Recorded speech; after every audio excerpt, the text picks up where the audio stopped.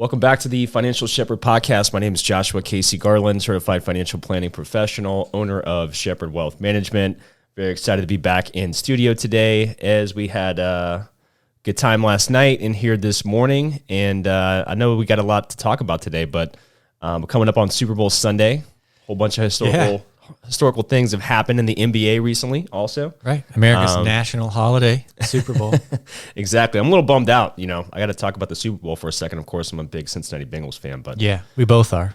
Yeah, I know. And, you know, I had no doubt that we were going to go to the Super Bowl, and we're not in it, of course. So I think I'll have it in the background, like as like white noise on Sunday. Yeah. But I guess I'm going to be an Eagles fan, you know, this weekend. Yeah, I mean, even though the Chiefs did beat the Bengals, I don't care who wins. I'm just looking forward to the commercials and the buffalo tofu skewers I'm making for myself. So that and the halftime show, right? The halftime show will be good? Oh, Rihanna's going to kick some. Yeah. She's going to kick it and crush it. So I'm going to watch the Super Bowl for the commercials and the halftime show. Yeah. I'll probably have the game on mute until the commercials, you know, be doing my usual, listening to records, playing video games, looking at books, you know. Well, the cool thing is, other than the Super Bowl coming up here, and of course some really cool things happening in sports, of course, LeBron James is now the king of the NBA all-time scoring list. Huh? Awesome to see that kind of milestone. Yeah, and the Nets imploded themselves, so that was cool to watch. Yeah. I know we could talk about that for like 45 minutes, probably just that. But I mean, it's like the Nets just turned into a snowman out in the yard in July over the weekend and it's just gone. That's exactly right. But we just got off some really, I would call, not historic, but very important events in the market as well. So February, we're now in February. Welcome to February, everyone. January is gone. Good 1 month out. And it was a great month for the stock market. You're talking about the S&P 500 being up about 8%, the NASDAQ up 15% after coming off a terrible year in 2022. Tech sector is the biggest sector of the S&P 500. It's 25% of the whole market, right? Right. You cannot have a sustainable bull market without tech being a part of it, and tech is leading the way right now. So tech is positive like 15% year to date. Again, coming off of a terrible 2022, where in tech sector, the NASDAQ was down 34% approximately. And then, of course, you got this small caps also killing it, up almost 13%, which is expected, right? When you come out of a year like 2022, you should expect things like small caps and technology to probably lead the way if you're going to have a new bull market, which I do believe that we're in. I think that we've started that bull market back in October. And I've said that for months with people even leaving, you know, comments on YouTube and so forth, but it's happening. Like you cannot not acknowledge it at this point. Yeah, that's just it. I think we do have a lag effect with a lot of stuff, especially with things you've been talking about with deflation and it takes some time for those things to see physical manifestations in your neighborhood. But if nothing actually shows up markedly different in the next couple of months, then I think we're having a different conversation. 100%. At the moment, it looks like things are turning around. Yeah, and that's the whole point of today's podcast. And for those that may be just watching for the first time, the reason why we do this podcast is not for me to be Joe Rogan. No knocks on Joe Rogan. Joe Rogan, you're more than welcome to be on the show. Dude, when he has UFO stuff, I'm tuning in. And I would love it if I had 1 million people watching this every time we did one. That'd be cool. If it happens, that's great. But the real reason why we do this is because I know that my clients are watching the news just like everybody else on the planet is. Yeah. And the news does a really good job of doing their job, which is telling you what is happening. And they tend to highlight that, right? They're kind of placating to human beings, caveman nature of fear and greed. We're all hardwired with it. It's a real thing. Study called behavioral finance. You can Google it. You can get a PhD in that subject in every major university. So it's real. And what we learn from that is human beings feel losses twice as much as we feel good about gains. Yes. Right? So across life. That affects life and obviously how we make decisions with our money. Right. So you're watching the news, and last year it was all about 40-year high inflation. You get a war, supply chain issues, pandemic problems, etc. And yes, all those things did happen, and there is no other historical precedent for like a global pandemic, but there are historical precedents for similar type of market events and actions. And when you understand that, now you can start to formulate a game plan for what we're going to do over the next 6, 12, 18 months. Right. It's about as far out as you can kind of like project realistically. Mm-hmm. Long term, you know what the market produces, right? S&P is up 10% on average if you go back over like 100 years. And you also understand that the market's positive. You know, when you wake up January 1st, if you're a market participant, there's about a 70% chance that you're going to make money by the end of the year. Yeah. Right? That's just how the market works over time. That's how it should work for a lot of different reasons. We could talk about that. You can ask me questions. You can text them in here, 513-630-2664. We might have a question about that by the time we get to the end of the show. Yeah, I don't want to interrupt, but I also want to remind everyone who's watching this post the live, broadcast, that if you have an actual question, not a comment or some name calling, and you want to leave that in the comments on YouTube, Joshua will answer that. We will. Yeah. And by the way, the little short videos that you guys see on YouTube and social media and stuff, they're awesome. We love the comments and feedback, but if you get questions, maybe like check out the full 40, 45-minute one. Yeah, those are all just clips of these podcasts that we put exactly. out there. Yeah. Exactly. Yeah. So we got a lot to talk about, which is cool. That's why we do the show, is because, yes, those things happen, but what we try to do on this show is say, yeah, this is what's happening, but this is the historical precedent for this, and now we can start to formulate, a game plan going forward. So I'm trying to provide that for you all. I do that for all my clients every single month, providing them a monthly newsletter. And in the coming probably weeks, if not no longer than a few months, you all will be able to subscribe to the newsletter.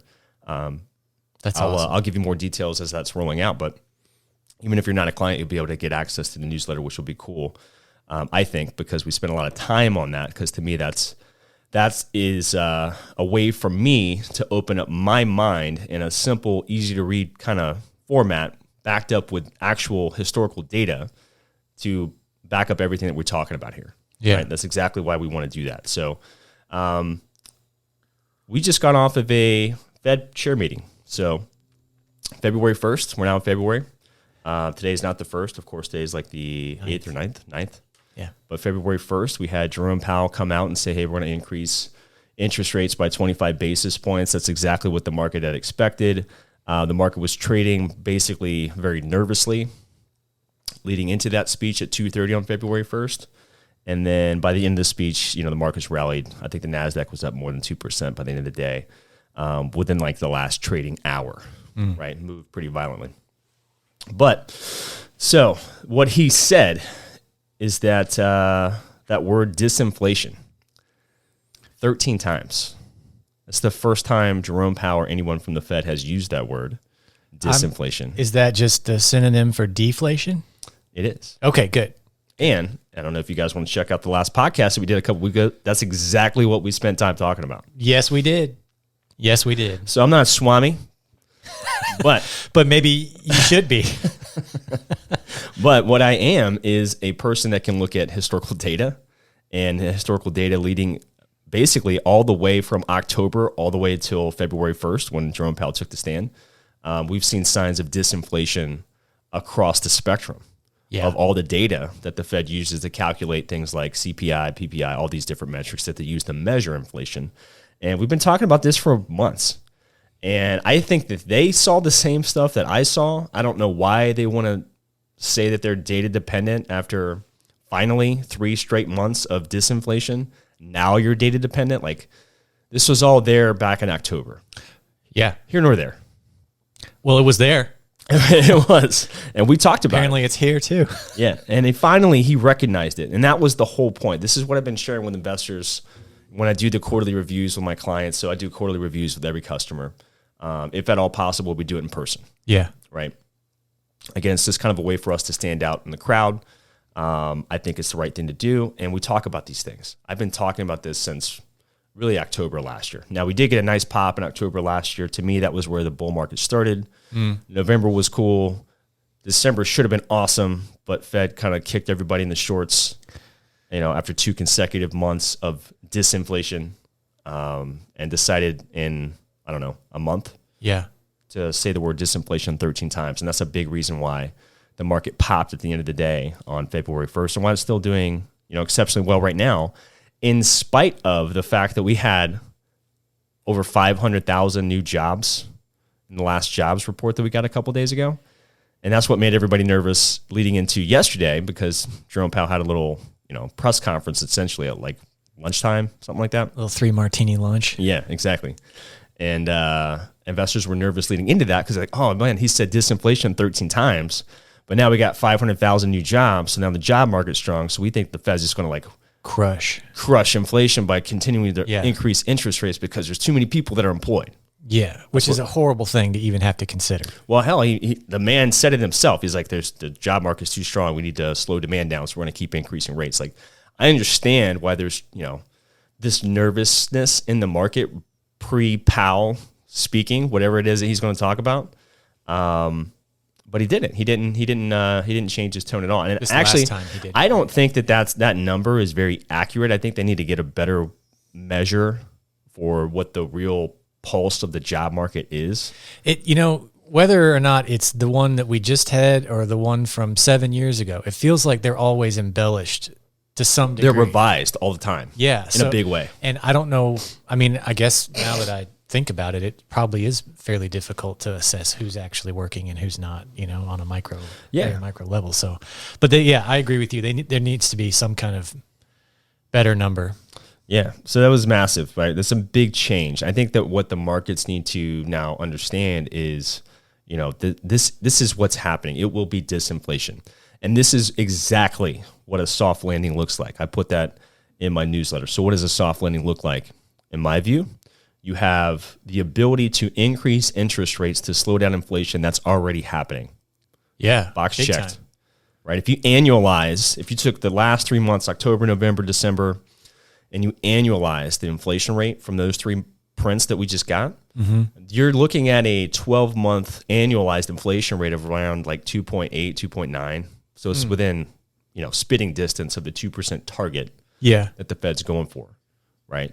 Yes, the headline inflation is still 4.4, but we started out at 9.1 back in the summer last year. So it's falling like a rock and falling fast. And the lag effect, to your point, is, and actually, Jerome Powell talked about this. He was like, hey, we got disinflation and all kinds of things, energy, and we can see it coming in housing, right? When you increase rates that much, right? That's a lag effect. It takes about 12, 18 months for that to filter through the pipeline. He acknowledged that, in the speech for the first time as well, that they checked off 2 of the 3 boxes. And the last one was like, hey, we got, quote unquote, wage inflation. Labor market's too hot. Well, here's the deal, Jerome. Can't believe this guy's name is Jerome, by the way. That's a completely different conversation. So Jerome cannot clone people, right? Well, not legally. No, not that we know of. Maybe there's something in Arizona, off the grid somewhere. On a boat in the middle of the Pacific, cloning people left and right. We can't clone people, and immigration laws, well, those things take quite a long time, if ever. Yeah. So don't hold your breath for that one. And the fact of the matter is, employers, biggest issue, if you truly have a pulse, like I have business owner clients, I am a business owner, I pay a lot of attention to what's going on in the markets. I look at it from not just what's going on here in the tri-state area. I don't just look at it from what's going on here in the United States. I look at it kind of globally, right? Right. And if you ask any employer, any one of them, I don't care what the sector is, they cannot get enough really good employees, right?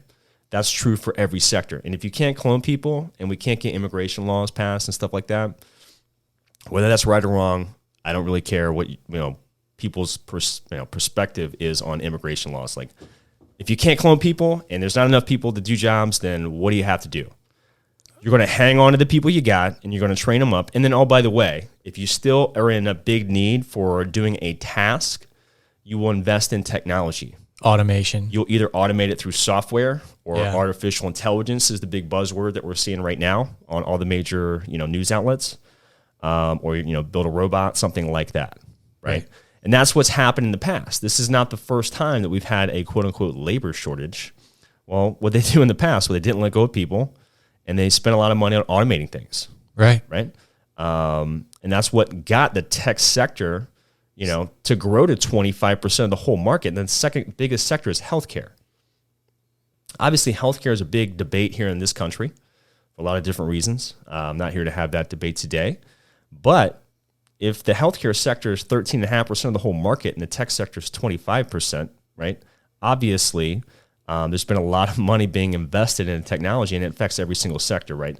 Yeah. So that's why we're overweighting tech, and that's why we're obviously enjoying the rally that we're seeing here right now. And I think there's a lot of room to go. In my newsletter that I sent out to clients in January, this is coming out of December, was like, hey, I actually believe, based on the data that I'm seeing here, and obviously I share all this in the newsletter, all the data points. I'm not going to go through it one by one here today. We can certainly chat about it, but I was like, hey, I think we're going to see a double-digit type of performance year this year, and I think that there's reasonable expectations to almost, not just prepare yourself for a double-digit kind of year, which could be 10% or greater. Might actually see 20+% from the market, and I definitely expect that from the tech sector. And we're kind of already there, not even 2 months into the year. Yeah, I know how that sounds off the bat. I mean, some of that makes up for the losses, right? Sure. But still, I agree with you. I think soon, and again, I put that in quotes, market soon, not as in like what tomorrow. Does soon mean, right? Yeah, within the next several quarters, right, we're going to be better off than we were before the 100%. Crash. I think so. Yeah, and you don't even have that.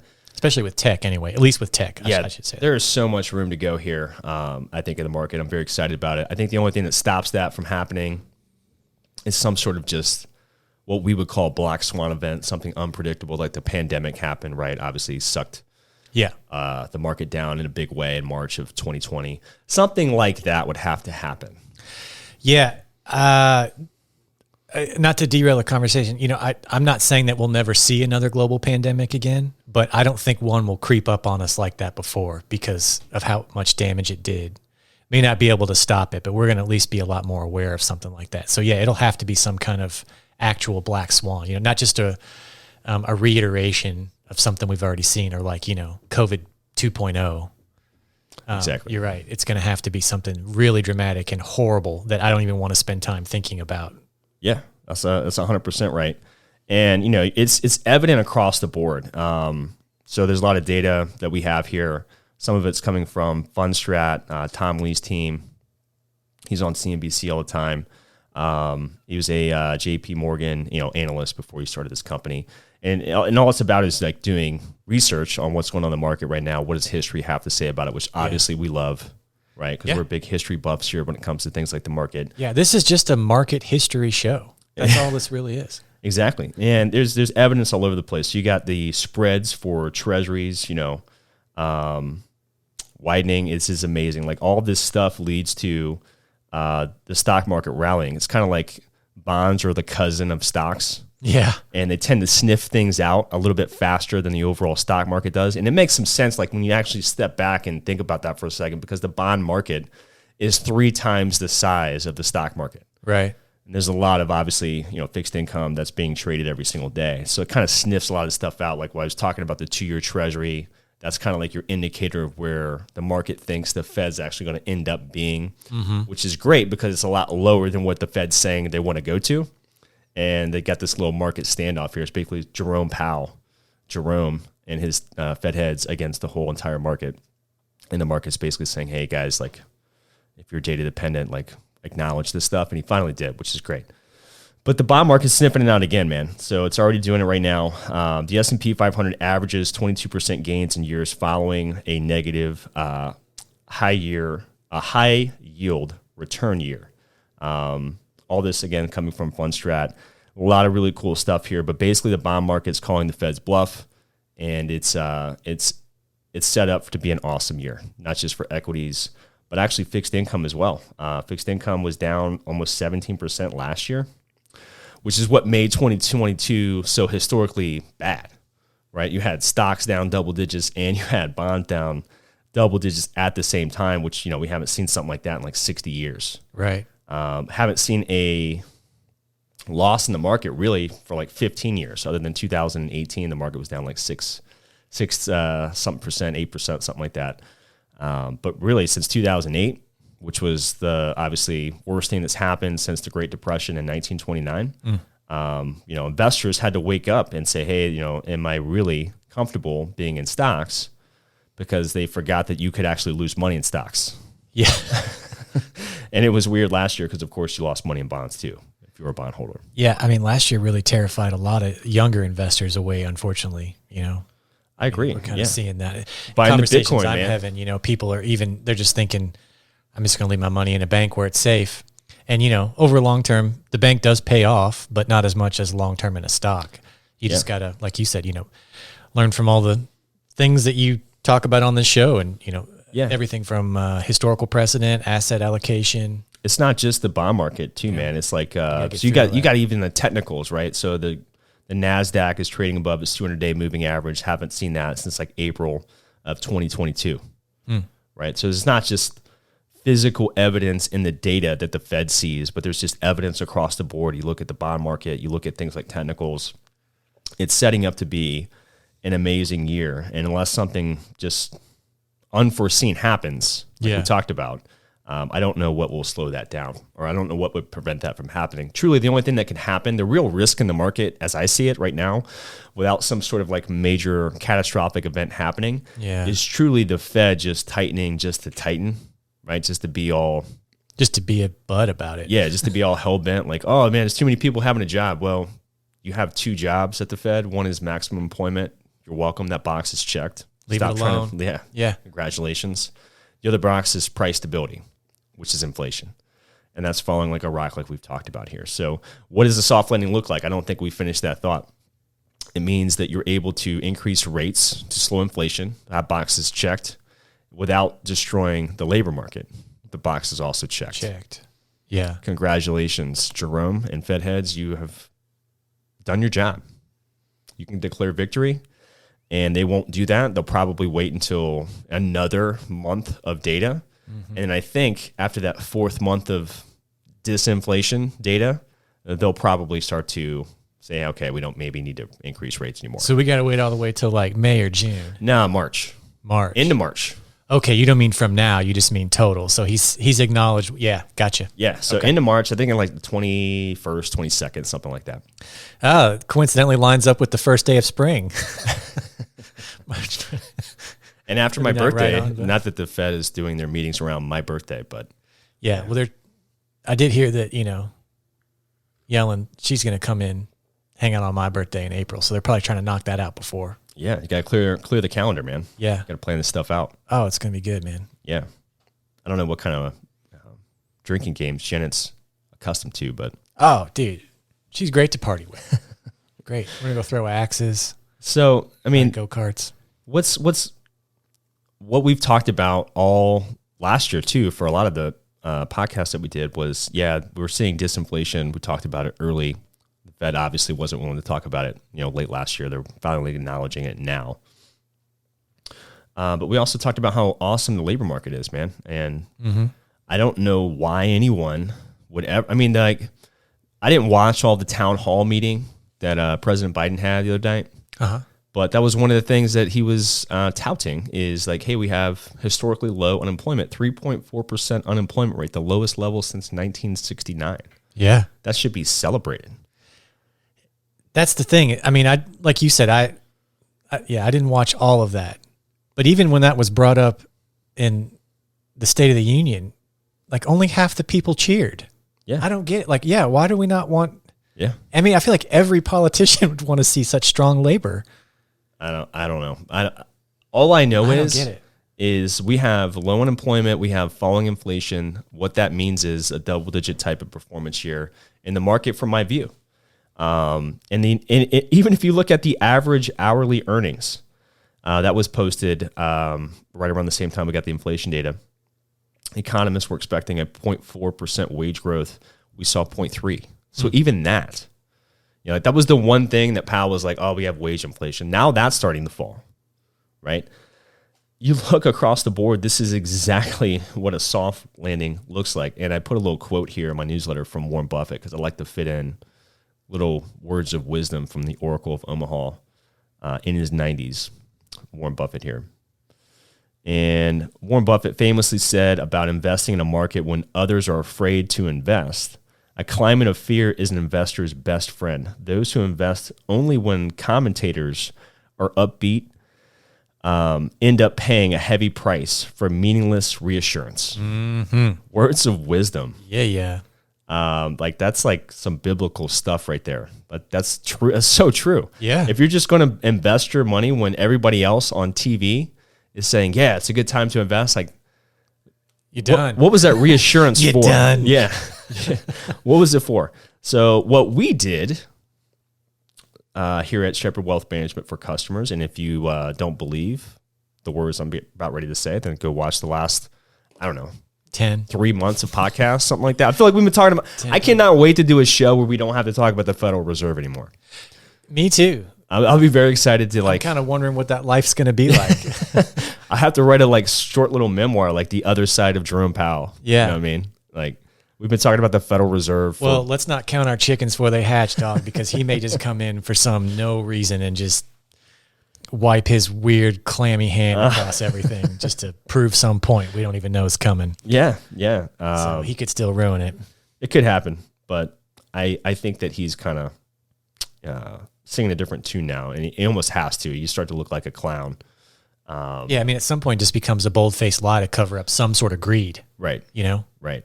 So with that, I hope to have a podcast one day without talking about Federal Reserve and interest rates, but that's... And the Bengals win, maybe. Yeah, that'd be cool too. Yeah. But yeah, I mean, I have in the office here, obviously we need to get like extra camera angles one of these days so people can kind of get an idea of what it's like in here. And most of the week I have CNBC on or Bloomberg or Fox TV, you know, something like that is on or in the background. Yeah. For those of you that are watching this, that's what Joshua is looking at past the camera is the CNN. Yeah, exactly. And that's on like every day. So most trading days, that's what's going on. And each network, I put this in the newsletter, so I'm just going to read it. So each network, I was kind of keeping track on all this stuff, had anchors which seemed befuddled as to how or why the market was able to rally this week. And this including leading economists and strategists. I took this as being yet another sign that investing public remains quite confused about this rally. It seems our ability to rally in the stock market is in absence of strong fundamental earnings or clarity of an endgame for Fed hikes is truly a mystery to most market participants who don't study price action, momentum, breadth, sentiment, and cycles. I view this as yet another key reason why it remains difficult for the market to peak out when seasonality, cycles, and momentum combined with bearish sentiment remain so strong. So on the market rally days, and even the market when it's not so great, defensive groups like utilities, staples, healthcare, like those are your sectors where you want to be. Like last year, 2022, those were the sectors to be in. Yeah. Also energy on top of that. All of those sectors, utilities, staples, healthcare, and energy, have been lagging this year. Right? They're lagging the market. They're definitely lagging the NASDAQ, the tech sector. And you would expect that to happen in a bull market. And nobody's calling. There's not that many people that are out there saying, hey, this is the next bull market. I actually think that bull market started in October last year, and I think it's going to play out throughout this entire year here. So we're positioned that way. We are positioned to benefit. The biggest sector being technology also happens to be the most highly correlated to easing financial conditions. So you go back over history, the tech sector is 88% correlated to easing financial conditions. So what does that look like? It means rates are coming down, right? It makes it easier for businesses to go acquire capital through fixed income market or banks through loans. As rates are coming down, of course, they're paying less in interest rates. That incentivizes them to go ahead and take that risk, if you want to look at it that way. Yeah. Right, to fund their business. That's an easing financial condition. And that's exactly what we're seeing here right now. And there are so many investors, not just retail investors. I saw a cool chart yesterday on CNBC right around lunchtime, and they were showing that 23% of retail investors in the month of January were buying the tech sector specifically, like the Apples and the Amazons of the world. And we haven't seen that since like the pandemic days of March 2020. Right? So even the retail investor, it's only 23% of the market's trading volume based on the chart that they showed yesterday. So they're not like making up the market. The institutions, you know, the corporations, the pension funds, like the stuff like that. That's the majority of the market. That's over 70%. So we're starting to see retail investors get excited about the market for the first time.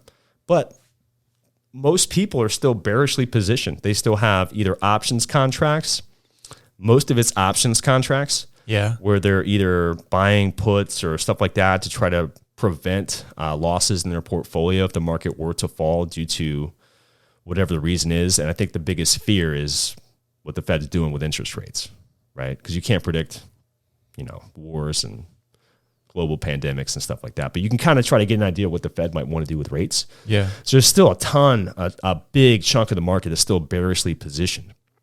And I'm calling for a 4,800 on the S&P 500, this year. Wow. Which would be awesome.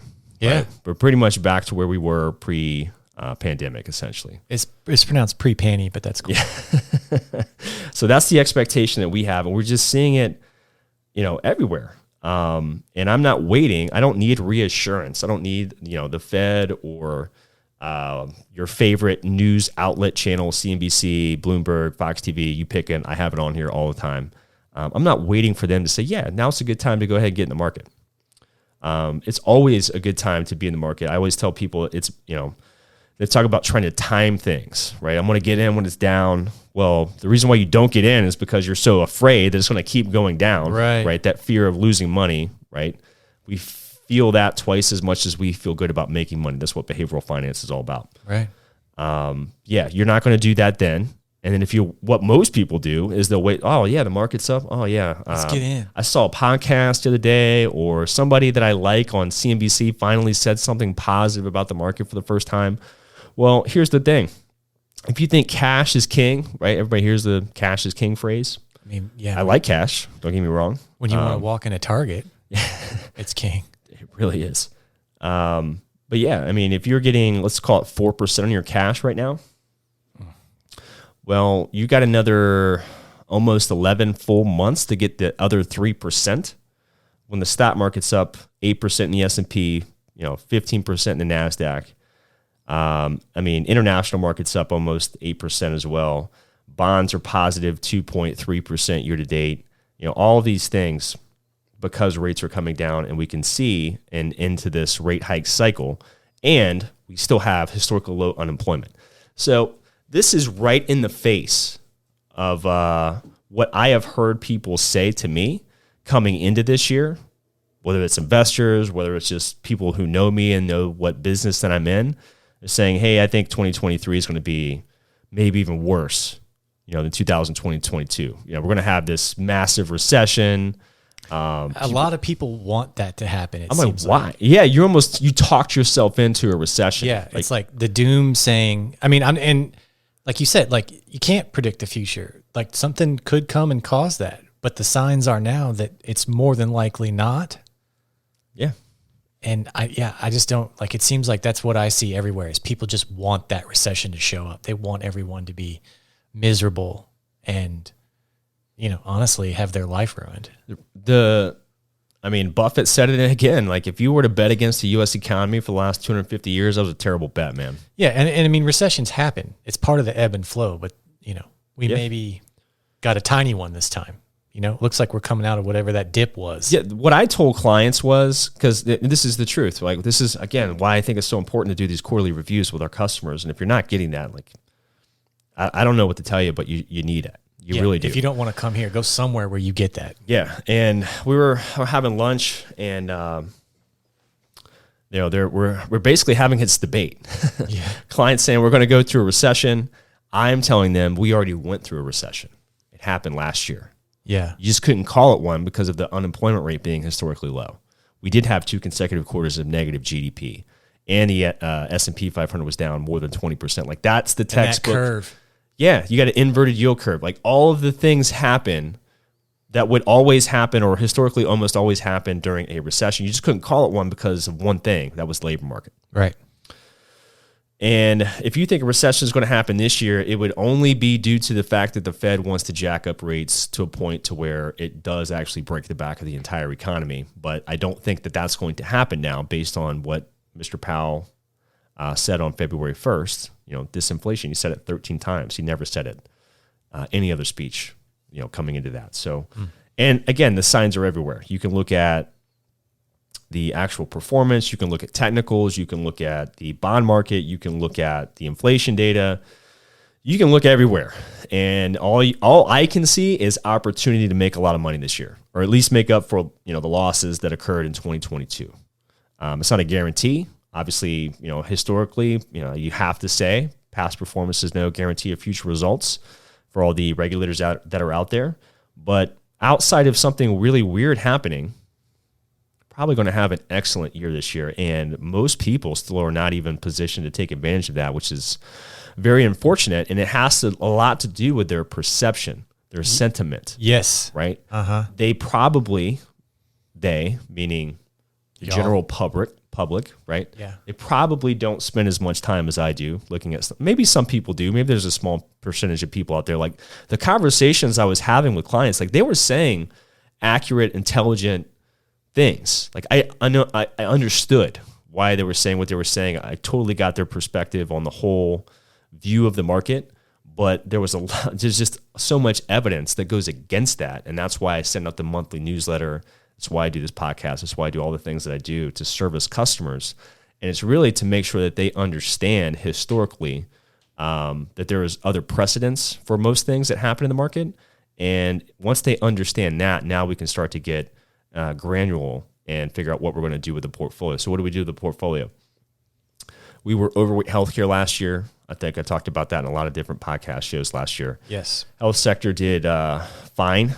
The sector as a whole was negative, but there were certain stocks in it that did just fine. Specifically, you think of your United Health insurance types of stocks, and energy. And we liquidated not all of that, but we were now underweight those things, and we're overweighting small caps and we're overweighting tech, which is the classic sectors that you would want to be in if you do truly believe, as I do, that we're at the very early stages of a bull market. Those tend to be the sectors of the market that tend to perform the best. So that's exactly what we're doing. And even though the client, I think he looked at the data and looked at our conversation and obviously allowed me to do the rebalance that I'm talking about here today. But he had a completely different perspective on the market. Yeah. And now I'm sure we'll have obviously a quarterly review coming up here in April, but if I called him up right now, I'd probably say thank you, right? As far as like repositioning the way that we are, even though it was basically the opposite of the way that he wanted to go. Yeah. Well, that says a lot that he trusted you to go with what you said anyway. And 100%. He's still your client. Well, that's the whole point. It was a healthy debate. Yeah. Right. And it wasn't, at the end of the day, if he wanted to do, what he wanted to do, then that's what I would have done for him. But at least we had the conversation. At least he wasn't going to go, and just look at it from one lens. Yeah. Right. Well, I think you can look at all different points in time in history. Some of the biggest decisions that we have to make in life, unfortunately, sometimes it comes down to just yourself and your own thoughts and minds. But truly, I think most people would agree, if you have wise counsel kind of surrounding you, people with a different perspective and viewpoint on things, you tend to make better decisions. Yeah. Whether it's investing or politics or business, whatever sector you want to talk about. I tend to think that that's true. And if it's not true, then why do we have businesses with thousands of employees? Why can't you just create a company like Amazon or an Apple with one person, right? You can't do it. If you're going to build something awesome, you're going to need a lot of people with different viewpoints to help you, see things from a different perspective. And that's exactly why we do the quarterly reviews that we do, because a lot of clients have a completely different perspective of the market than what I do, but they also don't do what I do every single day for a living, 365 days a year. So that's a value add to them. And I think that, when we get to April, we'll look back and say, hey, I'm glad that we had that discussion, right? And I'm excited to do quarterly reviews for the first time, probably in 2023. We're going to say, hey, we're up. we're beating the market in a positive way. Like last year, it was like, hey, we're beating the market, but congratulations, you just didn't lose as much as the market. Yeah. You know what I mean? Yeah. You got hit in the face, you just didn't break your nose. So I'm looking forward to that, obviously, very much as well. And obviously, it's tax season, so I get a lot of different types of questions about taxes, as I actually have to give you some sort of tax document, by the way. Do you, though? Yeah. Do we? I got to give you a 1099 for you to sign. Because unfortunately, the government's going to want to know. Yeah. I'm still waiting to, get on that payroll, because then maybe I could have been invited to the Shepherd Wealth Management employee party last night, Well, it was impromptu. Yeah, it's all good, man. I had a neighbor that wanted to shoot some pool, and they're way better at shooting pool than I am. That's definitely accurate. I don't want to talk bad about your neighbor, but I'm glad that that's the case, because if you went over there and they owned a pool table and didn't know how to use it, that'd be a little. Well, when a guy brings out his own actual, pool stick, carrying it around in a case. Yeah. You're at the wrong spot. Yeah. To be a shooting pool. You're at the wrong house. That'd be like going to a bar and the guy you sit next to whips out his own shot glass. You're just like, dang, wrong place. Exactly. Right time. Exactly. It was a good time, but yeah, I lost at pool. This time. It was not my area of expertise. You know what? Play him again in April. Maybe you'll beat the market on that one. So. Yeah. Well, we'll definitely have a lot to talk about. There's no doubt about that. So, I don't know if we have any questions to get to today, Ez. I don't know if anything came through. Text line is surprisingly blank today. Yeah. No big deal. So it's tax season. I know that everybody's doing their taxes. Little plug here at Shepherd Wealth Management. What are we all about as it relates to things like financial services? So most people, when they ask me, about my job, they just think, oh, you're an investment guy, you're a stock guy. Yeah. Yes, that's CFP. true. I am also a CFP trademark, and I'm a fiduciary. So I do retirement analysis. I do the budgeting. I do a lot of that sort of stuff. And it is a big part of my job. But I also understand that that's not where it ends for clients. They also have taxes that they have to prepare and file, which based on the way the U.S. tax code is set up, nobody feels comfortable about doing their taxes themselves. Even if you're using something like a TurboTax kind of software, it's still like, am I actually doing this accurately? No. And am I going to get audited? Don't even get me started on what a scam that shit is. Yeah. So I feel the same way. Totally feel the same way. But the client is not just looking for retirement analysis and investments. They have to prepare and file taxes. And a lot of my clients also have to update their wills, create trust, things of that nature from an estate planning perspective.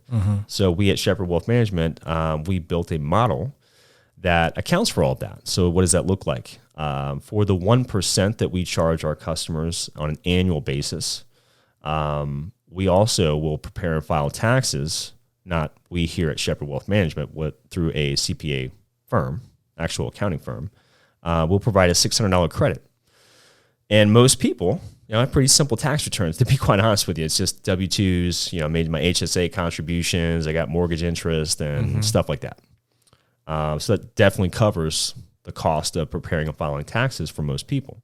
So if you have $500,000 or more, we will prepare and file your taxes, or at least give you a credit of up to $600 to have a CPA accounting firm handle that. And what we'll also do is provide a $2,000 credit for estate planning services. So if you need a will, trust updated, usually it could be somewhere in that $500 to $1,500 range or so. So we'll have a $2,000 credit for customers that need to have that done as well. And we do all of these things, including the podcast show, the newsletter that we do, the happy hours that we do, all that stuff, quarterly reviews in person. We do all that 1%, and it covers all of those services, which I don't know what a lot of firms do, but I worked at some of the largest companies in the financial services sector in this country. And I know for sure that that's not something that they offer. Yeah. I like convenience as well. I'm a convenience kind of guy. And if I can get in and out in a meeting, specifically when it relates to things like taxes and money, I think a lot of people love that. Yes. And we're getting a lot of really good feedback from that. And it's easier on the clients too, because usually they just get the email from the accountant saying, hey, send me this laundry list of stuff. And most people just look at that like, I don't want any part to do with this. Like I already have another like honey to-do list or like chores to do on the weekend and stuff like that. So I don't want to gather all this. So I gather it for them. This is what I do. And I'm fine with it. I know what they need. I know what the accountant needs. And I can be that middleman for a lot of customers. So a lot of really cool feedback as it relates to the service that we're providing. I think that's where the financial services industry is headed. And we're just trying to get in front of a lot of that. So I think more and more firms will be doing that. And if you're not getting quarterly reviews in person, if you're not getting, informative data on a regular basis, if you're not getting the service for your preparing and filing taxes, estate planning conversations, these actual healthy debates as it relates to viewpoints of the market and providing historical data and evidence to back it up, this is the place for you at Shepherd Wealth Management. We're a registered investment advisory firm, and we're serving customers across the United States. Our licenses are good in all 50 states. Cannot go to Canada or Mexico. Licenses are not good there, and or international. But in the United States, we can take care of customers across the lower 50, I guess is what we would call that.